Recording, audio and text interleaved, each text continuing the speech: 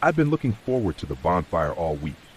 The beach at night had always been my favorite place to unwind, and there was something almost primal about sitting around a fire, surrounded by nothing but the endless dark and the sound of waves crashing. It was just me, Jake, and Sarah, friends from college who shared the same sense of adventure. We'd spent summers like this before, but tonight felt different somehow. We set up the fire on a secluded stretch of the beach, far from the crowds. Jake got the fire started quickly, sparks flying as the dry wood caught the flames. We leaned back against the smooth rocks, sipping beer and talking about life. The fire flickered and crackled, its warmth spreading across the sand. The night was still, the air cool, and the only light came from the flames licking the darkness. Then came the sounds. At first, I thought it was just the wind, a low rustle like someone walking in the sand. But then there was a faint crack, like a twig snapping, only it was too far out of reach. I looked up, trying to locate the source, but the night was too dark, and the ocean's constant roar made it hard to hear anything else. "Did you hear that?" I asked, my voice cutting through the low hum of the wind. Jake paused, squinting into the dark. "Probably just the tide. You know how the wind messes with your head." Sarah, sitting beside me, leaned in. "No, that wasn't the tide." I felt a chill, but I dismissed it. Maybe it was just an animal, some raccoon or fox moving along the shoreline. But something about the way it sounded, the timing, made my stomach twist uneasily. We tried to shrug it off and resume talking, but the feeling didn't go away. My eyes kept darting to the distant shoreline, scanning the dark outline of the beach, searching for any movement. And then it came again, closer this time, much too close to ignore. A footstep, soft but unmistakable. "Did you hear that?" Sarah whispered. I nodded, my breath catching. "Yeah, I did. Someone's out there." "Maybe it's a fisherman or something," Jake suggested, but even he sounded uncertain now. We all stood, staring into the dark, waiting for any sign of movement. But the beach was still, the fire crackling as if nothing had happened. The air was thick with tension, and the sound of the waves crashing seemed to grow louder, as if the ocean itself was urging us to leave. I moved closer to the fire, trying to ignore the tight knot in my chest. But then I saw it, a shadow tall and thin, just beyond the reach of the firelight, standing still and watching us. "Who's there?" I called out, my voice sounding strange in my own ears. No response. Just the faintest rustle as if the figure had shifted, but it was too far to make out any details. The fire seemed to flicker, casting long, eerie shadows across the beach. I wanted to call out again, but fear wrapped around my throat, stifling my words. I turned to Jake and Sarah, but neither of them was looking at me anymore. They were staring at the figure, their faces pale and wide-eyed. Suddenly, the shadow took a step forward, and we all froze. My heart hammered in my chest, my mouth dry. It wasn't an animal. It wasn't a fisherman. It was a person, and they were coming closer. I felt a hand grip my arm, tight and shaking. It was Sarah. "What do we do?" she whispered, her voice barely audible over the rush of the waves. I couldn't answer. My mind was racing, heart pounding. The figure stepped again, closer this time, and I could see the outline of a face, blurred but unmistakably human. I wanted to run, to scream, but my legs wouldn't move. The firelight flickered one more time, casting the figure in shadow, and then a loud crack split the night. It was coming from behind us. I spun around, but there was nothing there. No movement, no noise, just the overwhelming silence that followed. I turned back to where the figure had been, but now there was nothing but dark beach and the sound of the waves crashing. The fire was dying down, the embers glowing faintly in the cool air. The figure was gone, but something was wrong. I felt it in my bones. The air was still, too still, and I realized slowly, dread creeping through me, that the footsteps hadn't stopped. They had simply shifted, and now they were closer than before. I wasn't sure how I knew, but I could feel them behind me. The last thing I remember is turning to face Sarah and Jake. Their eyes were wide with fear, but the words caught in my throat as I opened my mouth to speak. They were looking past me now. The footsteps stopped, and then I heard the whisper.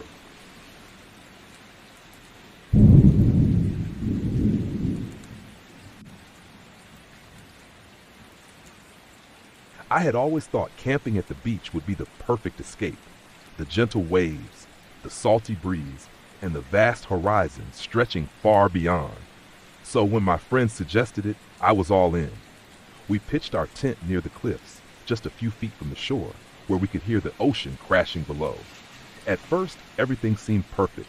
The campfire crackled, and we shared stories and laughs as the sun dipped behind the horizon, turning the sky into shades of orange and purple. But as the night wore on, a strange feeling began to creep in. The wind picked up, a little too much, tugging at the tent and making the trees sway. I tried to shake off the uneasy feeling, but something didn't feel right. It wasn't until I heard the first sound that I began to question everything. At first it was faint, just a rustling noise, like the sound of something small moving through the sand. I tried to ignore it, telling myself it was just the wind, but the sound kept coming. Soft at first, then louder, like someone walking in the dark. "Hey, anyone else hear that?" I asked, looking over at my friends.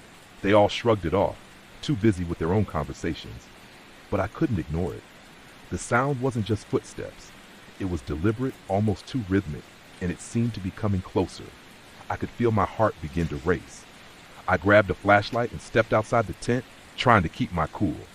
The beach was empty, just the sand stretching out before me, the moonlight reflecting off the water. Nothing seemed out of place.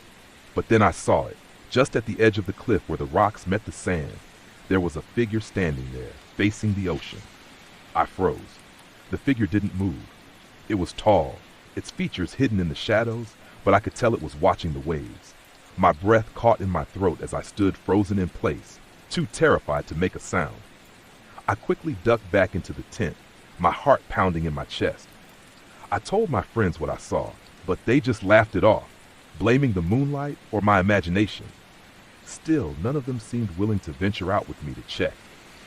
I wanted to be sure it wasn't some other camper or a fisherman, but I couldn't bring myself to go back out there alone. The feeling of being watched was too overwhelming. The night dragged on. The waves crashed harder against the shore, and the wind howled through the trees. But the strange figure never moved. It was as if it was waiting for something, or someone. I finally managed to fall asleep, but it was a restless sleep, filled with dreams of that figure, standing motionless at the edge of the cliff. When morning came, we packed up camp and left quickly. The figure, however, was gone. I never saw it again. But as I walked along the beach, I noticed something strange near the rocks, footprints in the sand. The problem wasn't that they were there. The problem was that they weren't leading away from the cliff. They were leading towards it. And now I can't help but wonder who or what was waiting for me on the cliffs.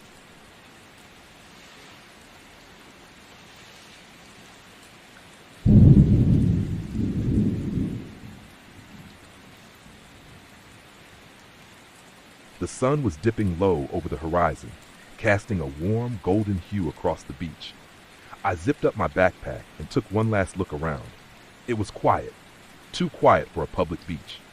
Most of the families had already packed up, leaving Chris and me alone by the water. "We should head out soon," Chris said, his voice distant, barely audible over the soft hum of the waves. I glanced at him. "I don't know. I kind of want one last swim before we go. The water feels perfect tonight." Chris hesitated for a moment, staring out at the water before nodding.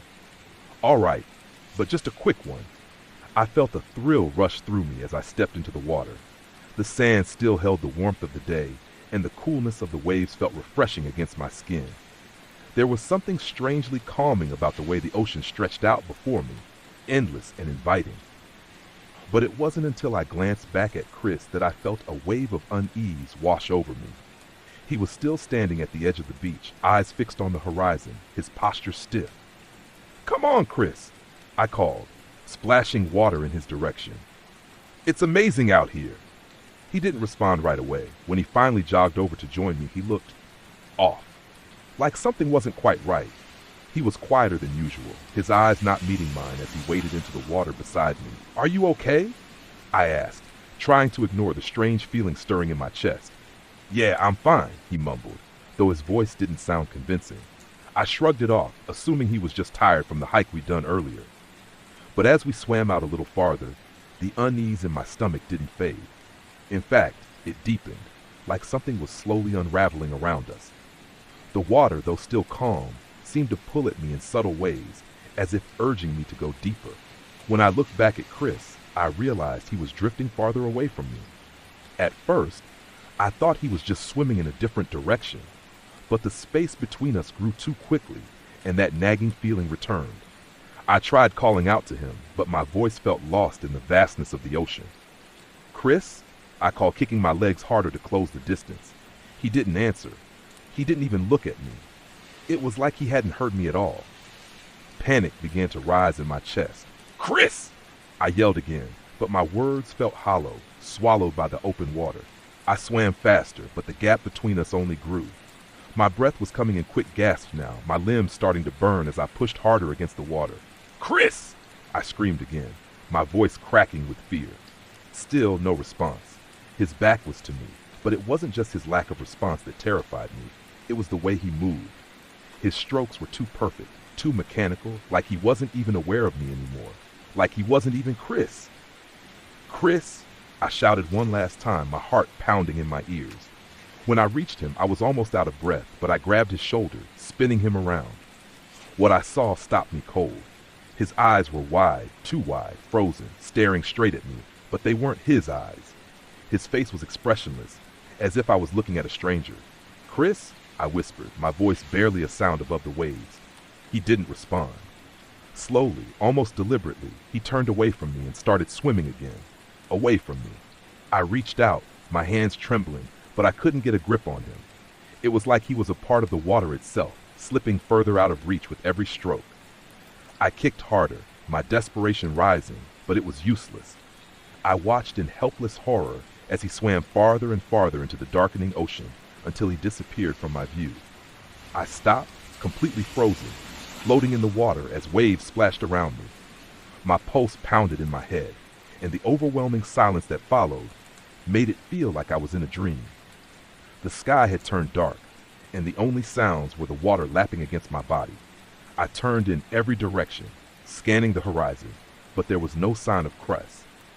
I tried to keep it together, tried to tell myself that maybe he'd gotten tired and gone back to the shore without me noticing. But I knew that wasn't true. I could feel it, the awful, undeniable sense that something was wrong. Chris was gone, and I couldn't explain it. The next morning, they sent out search teams. The police, the Coast Guard, they combed the beach, the waters, but they found nothing. No sign of Chris, no body, no trace. It was as if he had vanished into thin air. I tried to explain what happened, what I saw, but no one believed me. It didn't make sense to them. How could it? There were no signs of a struggle, no evidence of foul play. Just a tragic accident, they said. Maybe he got caught in a riptide. But I knew better. I knew what I had seen, and it wasn't a riptide that had taken him. It was something else, something far darker. Later that night, I returned to the beach, standing alone at the water's edge. The memory of what happened felt suffocating, weighing on me.